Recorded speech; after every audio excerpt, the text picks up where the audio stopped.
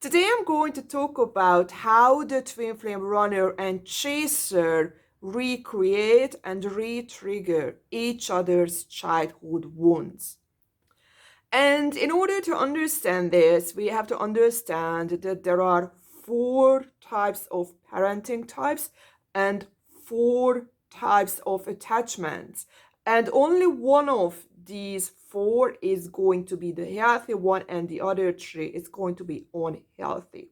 When we talk about relationships and childhood wounds, the childhood wound was created that expressed in the relationship with the opposite gender parent. And this is what we try to, or we actually recreate in our adulthood, and this is what we try to resolve. But unfortunately, when we don't understand that it's actually recreated, we just keep reliving the trauma and the abuse.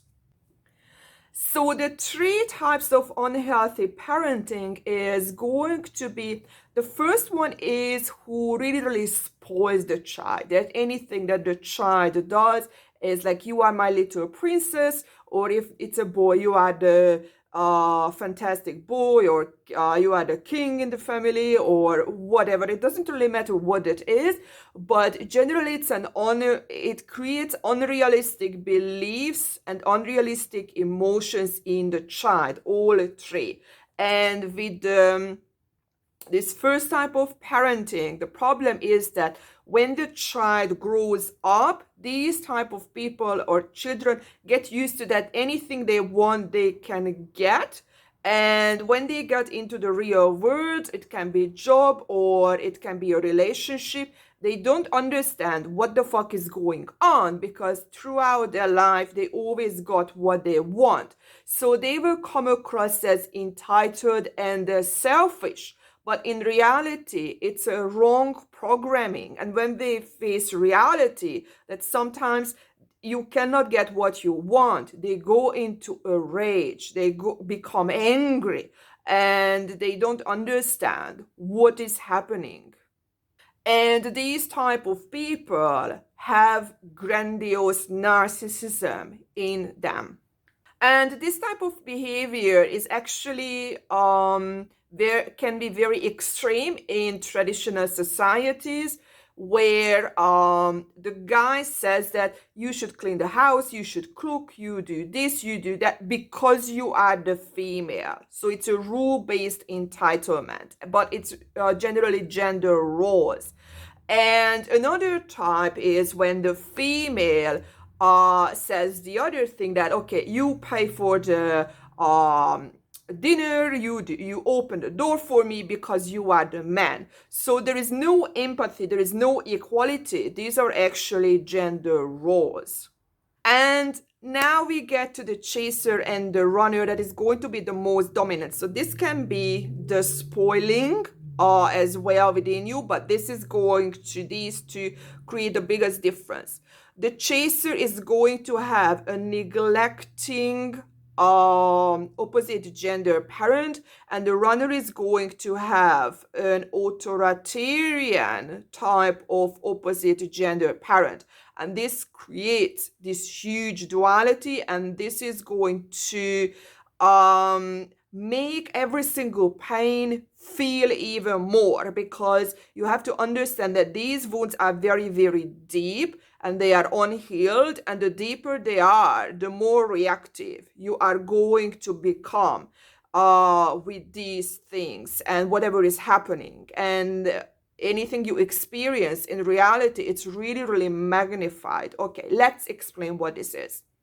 So I'm going to use a very, very generalized example for you, that the chaser is going to be a female, because this is the most common, although guys can be chasers as well and girls can be runners as well. I'm just saying that this is the most common. That generally in society, as a tradition, the father doesn't really pay attention to the girl because it's not their duty, and also they don't really know what to do with a girl because they only know how to play with a boy because they are boys as well. And because of this disengagement, this is actually a neglectful parenting, and neglectful parenting is going to create this I want to reach out to you, and this is going to create an anxious, preoccupied attachment type that really reacts in the or keeps repeating in the chaser. And as an opposite of that, on the other side, the runner is going to have, and let's say it's a boy, very authoritarian type of parent who keeps talking about, especially mother, the rules that this is what you are supposed to do because you are a boy. Boys are not supposed to cry. These are the expectations for you. So they really engage with their head. And this is where the difference is, that the girl or whoever is the chaser just kind of has to realize everything on their own. So they really get stuck in this individual part that you have to solve your own problem because your attachment figure is not there. So it's this disconnection from the body and the head. It's like the head is not there. That was represented in the opposite gender parent, who is most likely to be the father. And this is what gets re-triggered. And in the runner, it's going to be the opposite, that it's too attached to the head because there are too many rules. This is the authoritarian parenting, that this is what you are supposed to do, this is what we expect from you, blah blah blah blah blah. So they keep engaging too much with the head and not much with the body, like the heart, the emotions, or maybe not at all. And this is where this huge difference comes in, that this is how you are, that you are too dominant. Anything that is emotional, impulsive in the head, it's going to be your right side of the brain, and it's going to be the limbic part of the brain, and that is going to be more impulsive. And the runner is going to be different, that they are so connected to this prefrontal cortex. This is where the impulse control is. This is where execution is, rules, planning, and focusing on what they want in the future. And this is what you keep reliving when you two actually meet. And this is what you re-trigger. Let me tell you how you re-trigger. So the emotionally mature or secure person is going to be in the middle, and that's actually the combination of the chaser and the runner, or the avoidant and the anxious preoccupied. And also in parenting, the combination of these, that they emotionally support the child, they connect with the emotional part. So that is the very first one. But instead of spoiling, they keep it on a realistic state.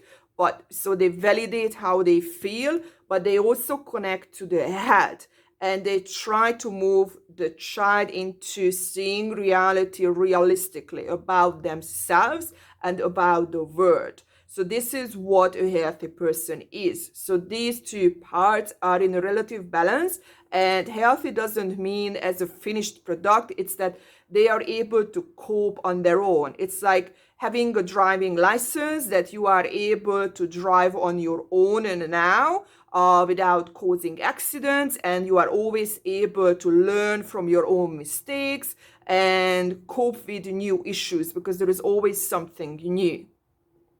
And that's the middle, and the chaser is going to be too much on one side and the runner too much on the other side, and that's why the difference is way too big. And the way you come across to each other is that the chaser, because the chaser is more connected to the emotions, the impulses, they tell what they feel way too early. That's why they feel love very fast as well, because this is very dominant in them, that they fall in love very easily. They don't really check the partner. If the partner is a good match, they are more like, I feel love, so I am in love. The head part is missing. And that's the opposite of what actually the runner does, that they have their guard, that, okay, I'm going to check you. I keep checking you if I can trust you. And when there are lots of similarities, that's how they actually trust the other person. That, okay, now I can trust you, and I start to let my guard down, but in reality, the guard is always up. They just don't see it. And what happens is, because this guard is always up, as soon as there is trigger from the chaser that is not aligned with their own beliefs or their values, or something is different, so they are looking for similarities more, they go away, they ghost, or they shut down, or they become, it doesn't really matter, but some type of a passive aggressive behavior. Because what happens is they see this type of an energy that goes towards them as the authoritarian parent. So this is what gets recreated, that they feel control, that this person, because it talks in a different manner, they don't like it. That's why an avoidant type of person is going to feel very, very deep love with another avoidant type of person, because they are going to have an indirect communication, because they are so similar. These are those very, very good soulmates. I had that type of relationship as well, because I was actually in this one. I was the runner in the beginning. And the problem is with those type of people that as soon as the relationship becomes physical, it's fucking boring. It's flat. There is nothing there. It's like you feel zero, because there is no chemistry with the person. So you can be extremely good friends, but for the intimate relationship, no, unfortunately not. But this is the way of your nervous system. Your nervous system knows it better than you do, that look, this is already in you. It's not something what you would need. You need to change. And exactly this is how the chaser gets re-triggered, that the chaser tells what she or he wants and communicates exactly what's on their heart. This is what I want. And they actually go a little bit more impulsive than they should, to be honest. And what they don't really see, that they can act out certain times when they shouldn't. So you should really think of how you are seen from the partner. Because when I was in the runner, I have to tell you that I had to chaser type of person, and from my perspective, he was a fucking drama queen. Like when everything was normal, no dramas, like we were watching TV, like this is a real event. We were watching TV and he just jumped up and started to pack his clothes into the car. And I'm just like, what's happening? What's going on? What's wrong? And he's like, I'm leaving you. I'm so fucking bored. And this is what the problem is, that the chaser wants constant validation. And when things are smooth, they go crazy from a runner point of view. But what he want, or what the person would really want, is that the runner would say, look, I don't know what's wrong. Let's calm down. Just sit down, relax. But what the runner feels is that, what the fuck is wrong with you? And this is what I did as well. You know what? You don't like me? Fuck off. I'm going to, this is what I said. Okay, I went with him. I'm going to have you to pack, you fuckhead.